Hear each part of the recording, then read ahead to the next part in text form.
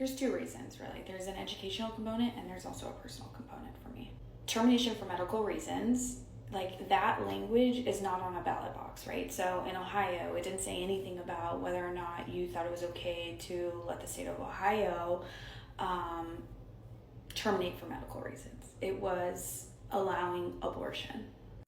I see a lot of people have discussion and they're like, abortion is okay until 12 weeks. Abortion is okay, to be managed a certain way and under certain circumstances like rape, incest, blah, blah, blah. How often are you actually seeing people go, well, it's okay when there's a fetal diagnosis. It's okay when mom's health is at risk. It's okay. You're not seeing that very often. And it's not part of the conversation, and it's not something you're even associating with abortion. And so I'm on here sharing my story so that maybe the general public can start associating my story with abortion as well, because we are part of that group. It's another aspect of I do believe abortion is healthcare. I do believe that being pro-choice is pro-life, and that there's a lot of reasons and ways and situations in which we are saving lives and we are saving families by making it legal and safe to do these procedures. The personal reason is for many, many months, I couldn't call what happened an abortion. It was too painful, it was too real, it was too intense for me. And so I used termination, procedure, that thing.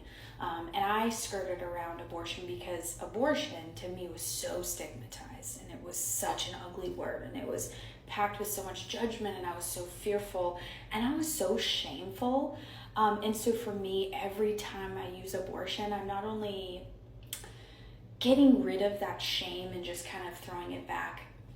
I'm not here to make people comfortable.